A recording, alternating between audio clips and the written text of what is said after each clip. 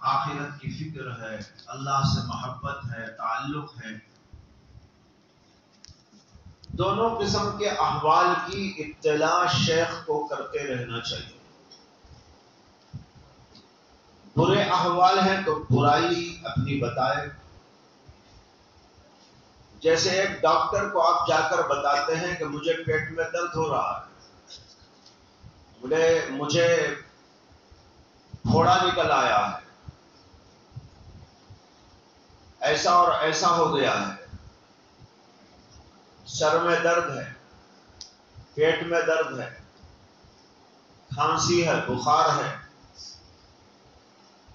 تو جس طریقے پر آدمی اپنی ظاہری بیماریاں ظاہری ڈاکٹر کے سامنے پیش کرتا ہے اور اس کی اطلاع کرتا ہے، اسی طریقے پر شیخ کو اپنے باطنی امراض سے مطلع کرنا چاہیے۔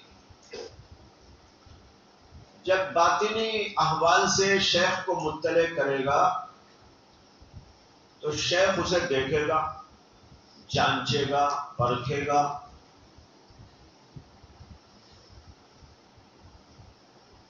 اگر آپ بتائیں گے ہی نہیں تو شیخ کو کیا پڑی ہے کہ بھائی وہ آپ کے پیچھے پڑے؟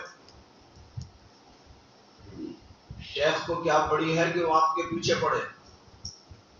جیسے آپ ایک ڈاکٹر کے پاس میں گئے، ڈاکٹر کے پاس جا کر آرام سے بیٹھ کر چائے وائے پی کر چلے آئے۔ اب ڈاکٹر کو کیا پڑی ہے کہ وہ آپ کو کہے بھائی آپ کی آنکھوں میں یہ بیماری نظر آ رہی ہے، آپ کے پیٹ میں ایسا نظر آ رہا ہے۔ اسے دکھ بھی جائے تب بھی نہیں بولے گا، چائے پلا کے بھیج دے گا، مٹھائی کھلا کے بھیج دے گا۔ اسی طرح کسی شیخ کی خدمت میں گئے اور آرام سے بیٹھ گئے، شیخ نے بھی آپ کو چائے پلا دی، بسکٹ کھلا دیا، مٹھائی کھلا دی، اور آپ تشریف لے گئے اور یہ سمجھے کہ میری اصلاح ہو گئی۔ جیسے ڈاکٹر کے پاس جا کر بیٹھنے سے اصلاح نہیں ہوتی، شیخ کے پاس یوں ہی جا کر بیٹھے تو اصلاح نہیں ہوتی۔ اطلاع یہ ہے۔ اطلاع کے بعد دوسرا نمبر ہے اتباع، یعنی جب آپ اطلاع کریں گے اپنی بیماریوں کے بارے میں، اپنے احوال باطنی کے بارے میں، تو شیخ آپ کو کچھ بتائے گا، آپ کو ایسا کرنا ہے، آپ کو ایسا کرنا ہے، آپ کو یہ کرنا ہے، آپ کو وہ کرنا ہے۔ کچھ پڑھنے بتائے گا، کچھ کرنے بتائے گا، کچھ چھوڑنے بتائے گا، کچھ پرہیز بتائے گا۔ یہاں آنکھوں کو بند کر لو، یہاں زبان پہ تالا لگا لو، یہاں دل پہ یوں کنٹرول رکھو، زبان ہرگز نہ کھولو، ذکر اتنا کیا کرو، فکر ایسی کیا کرو۔ اب جو بھی شیخ اس کو بتائے اس کی اتباع کرنا ضروری ہے۔ یہ ہے اطلاع اور اتباع۔ پہلے اطلاع ہوگی، پھر شیخ جو بتائے گا اس کی اتباع کریں گے، یعنی اس کے مطابق چلیں گے۔ آپ نے اطلاع تو کر دی لیکن اتباع نہیں کی۔ شیخ نے کہا یہ وظیفہ پڑھنا ہے، اتنا ذکر کرنا ہے، فلاں چیز کو چھوڑ دینا ہے، فلاں کام کرنا ہے، فلاں کام نہیں کرنا ہے۔ سن کر چلے آئے، عمل نہیں کیا بالکل۔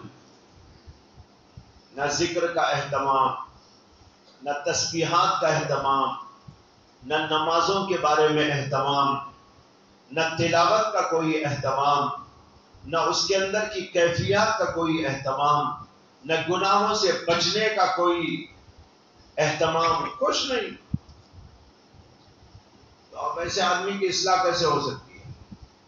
اس کی مثال تو ایسی ہے جیسے ڈاکٹر نے آپ کو گولیاں دے دی، دوائیاں لکھ کر دے دی، لیکن آپ لا کر شوکیس کے اندر رکھ دیے اور ختم قصہ۔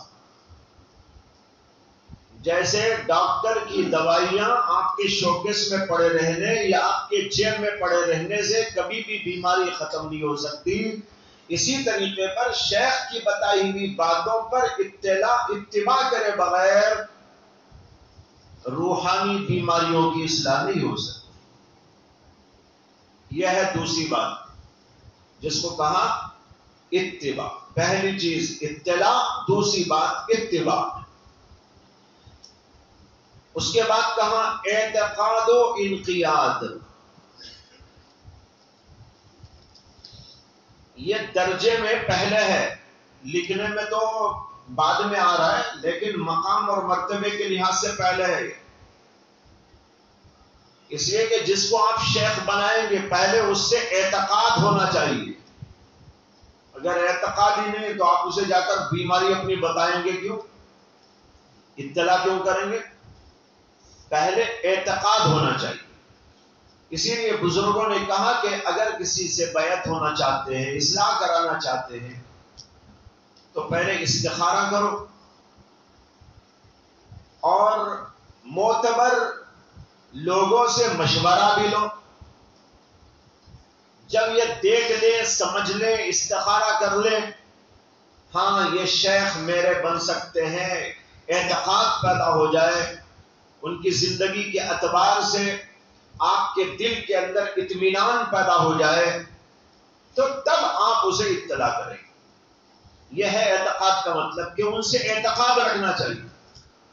اگر ایک آدمی کو عقیدت ہی نہیں ہے، اعتقاد ہی نہیں ہے شیخ پر، تو ظاہر بات ہے کہ اس سے اطلاع کیوں کرے گا، اس کی بات کی اتباع کیوں کرے گا؟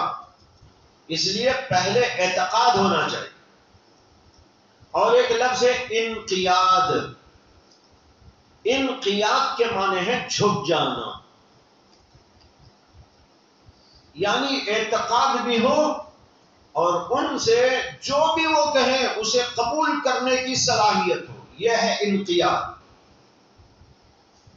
اگر اعتقاد ہے لیکن ایسا اعتقاد ہے کہ بھائی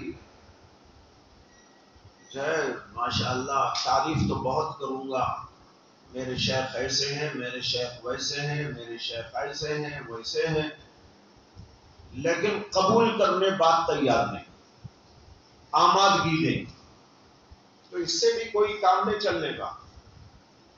اعتقاد کے ساتھ انقیاد بھی ہونا چاہیے. انقیاد کے معنی ہے جھکاؤ، یعنی اسے قبول کرنے کی صلاحیت. تو جب اعتقاد ہوگا اور پھر انقیاد ہوگا تو پھر اطلاع ہوگی، اور جب اطلاع ہوگی تو پھر اس کی اتباع ہوگی. جب اطلاع کے بعد اتباع ہوگی تو انشاءاللہ اصلاح بھی ہوگی. جو کام مقصود ہے وہ ہو جائے گا. اس سے کہ اطلاع کے بعد اتباع کریں گے تو نسخوں پر عمل کرنے سے، جیسے ڈاکٹر کے دی ہوئی دوائیوں پر عمل کرتے رہنے اور کھانے اور استعمال کرنے سے فائدہ ہوتا ہے، اسی طریقے پر یہاں بھی فائدہ ہوگا. یہ ہے 4 چیزیں. لکھنے میں تو 2 چیزیں بعد میں ہیں، 2 پہلے، لیکن حقیقت میں اعتقاد و انقیاد پہلے ہوتا ہے، اطلاع و اتباع اس کے بعد ہوتی ہے. جب یہ 4 چیزیں ہوں تو شیخ سے استفادہ ہوتا ہے اور اس کا بڑا نفع ہوتا ہے، لیکن عام طور پر اس کے اندر کمی ہونے کی وجہ سے فائدہ نہیں ہوتا.